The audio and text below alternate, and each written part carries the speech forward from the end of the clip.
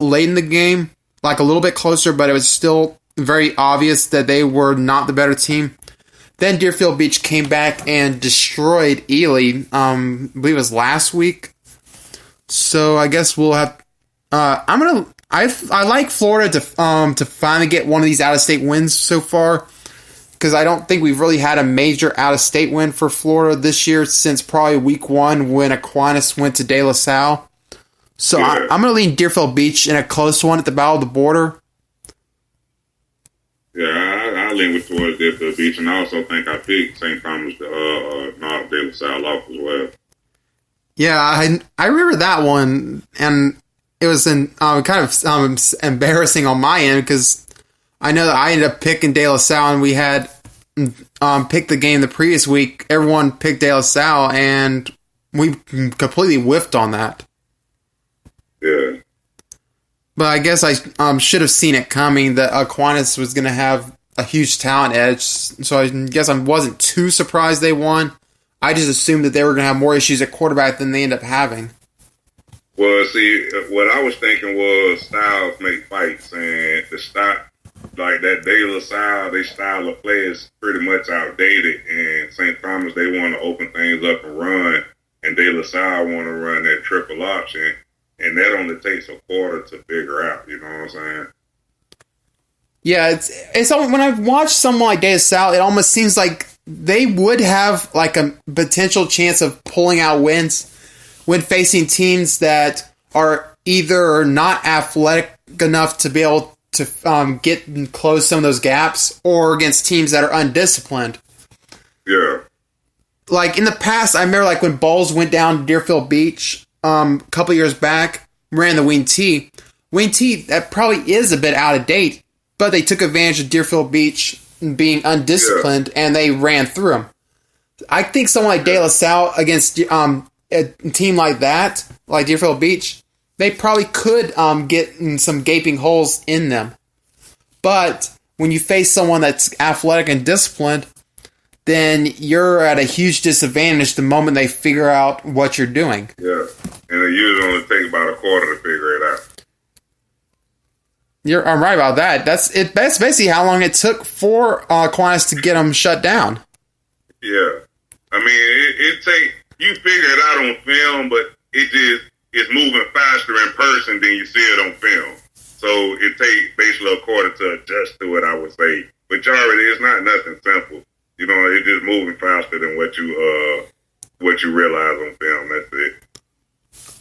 And the last of the South Florida games that I decided to key in on, Carroll City versus Chaminade Madonna. This one should be. I got Carroll City in a to bounce back in a close one for this week. So Chaminade, they're not a bad team. I just feel like Carroll City, they're going to be a little bit better, even though they've taken a couple of losses to some tough teams so far. Yeah, but shout out to Coach Bernard Harrell at Mandarin, assistant coach. He used to play for Carroll City, and if I pick against them, he definitely won't let me hit the end of that. So I definitely got to roll with Coach Bernie in the Chiefs in that matchup right there. Okay. So yeah, there's a pretty good. There are some very good games for high school football in Florida this week. Mm-hmm. And just to touch on a few real quick, you're gonna have Fletcher traveling to Clay County to face Fleming Island. That's gonna be a good game. You know, Miles Montgomery, one of the best running backs in the area. He may go off for another 150, 200 yards, 2 touchdowns. He don't discriminate against nobody or anybody. He will run all over you. But I do think Fleming Island will pull that game out. And First Coast at Creekside is going to be very, very, very interesting as well. Because I tell you, Creekside has been surprising a lot of people, you feel me? And, you know, they just took one on the chin to Barton Trail last week. We didn't speak about that game, but Creekside played Barton Trail last Saturday as well. Went under the radar. But that's like a big rivalry game for St. Johns County. Barton Trail beat them, and Creekside going to be looking to rebound. So them against First Coast, that's gonna be a real good one. But I pick First Coast to win that game. Sandalwood, they travel to face Nice. Of course, Nice doesn't have anything close to compete with Sandalwood right now, so that's going to be a win. West Side at Andrew Jackson. West Side, they lost Monday night to Baldwin in a not-so-close one. It wasn't a blowout like that, I believe, 30-14, 28-14, somewhere of that nature right there. That was Monday night. West Side will bounce back real big against Andrew Jackson tonight. That game will be played on Main Street. You have Baker County at Ed White. I'm going to go with Baker County in this game, but that's going to be a good game. Anybody on the West Side, you're going to get a 2-for-1 tonight because that Trinity game kick off at 7:30. That Baker versus Ed White start at 6. So you could actually go get your, maybe an hour or so of that Baker versus Ed White, and then slide on over to Trinity and get your Yeah, that should be a pretty good matchup to keep. All those are pretty good matchups to keep an eye on. You say what that? I was saying that those are definitely going to be some pretty good matchups to keep an eye on for sure. That Ed White Baker County, that might be about for the district championship right there. Yeah, that's going to be a real big game because the winner of that game right there going to have, the upper hand in that district for sure, to tell you the truth. Like, that's going to be a real good one to keep an eye on. Usually at Paxton, that's a toss-up. I would go with the home team, and that's not going to be probably much of a fight. Terry Park at Bishop Kenny, that's pretty much a toss-up. I go with the road team in that. Bishop Kenny has been pretty much disappointing. I had high hopes for them this year, having one of the best quarterbacks on their team in George Farman. That's in the area, but they've been pretty disappointing. You host at Atlantic Coast. All right. I'll definitely have to keep an eye on some of these matchups. That win also Patrick and Reg Jacobs. Patrick Bryan and Reg Jacobs may have a huge night. Host got a kid that played cornerback named Terrell Jackson. He's going to be matched up against Patrick Bryant. If you get a chance to go catch some of those highlights, I suggest you do that. That's going to be a good matchup. Most definitely. And there was the one the matchup that first list, Fleming Island, Fletcher. That one I definitely need to keep my eye on. That one that should be a very good one. Yeah, that's going to be a good one. Like I say, Miles Montgomery, he do not discriminate. He will run all over whoever. But I do think Fleming got enough to pull out with now, and it's going to be at Fleming as well. So, and that's going to actually be a 7:30 matchup as well because it's in Clay County. All Duval County teams slated for 6 o'clock kickoffs. All right, so I'll definitely I guess I'll keep an eye on that game while I'm at the Columbia Pine Forest one. But definitely, I wouldn't be surprised if Fleming Island pulled that one out. Yeah. Like I said, I got them to win. I got First Coast over Creekside, Terry Park over Bishop Canyon. I think Inglewood will beat Episcopal. I'll take Inglewood in that. Nah, I'm going to change my mind. I'm going to go Episcopal in there. I'm going to go Episcopal in there. They got one of the best tight ends in the area, kid. I don't know if he committed to Penn State. Nick Elskins, I don't know if I'm saying that name right, but he's really good tight end for Episcopal, so I'll go Episcopal in that. Mandarin over Bartram Trail, Sandalwood over Nice, Fernandina Beach over Wilson, Paxton over Yulee, West Side over Jackson. That Baker and Ed White, I'm stuck on that, but I think Baker get that game right there. Baldwin over West Nassau and Buchholz over Atlantic Coast. I almost forgot. Did we make our picks for Rains versus Lee? Oh no, I don't think we picked in that game, right? I go Rains in that game, right? They're Rains by 6. Yeah, I'll take Rains by interesting 5. I say that Rains by interesting 5 with Lee driving to take the lead and possibly to take the lead and win the game, and Rains pulls it out at the end, regardless of whatever the score is. Rains will win it by 5. I'll take Reigns. I was actually going to agree with you. I'll take Reigns by 6 points in this one. There's also a couple of interesting college games that we're going to hit on quickly. Washington State going to Houston. In this game, I can see a close one here. Houston bouncing back from the Oklahoma loss. I'd say probably by 4 points.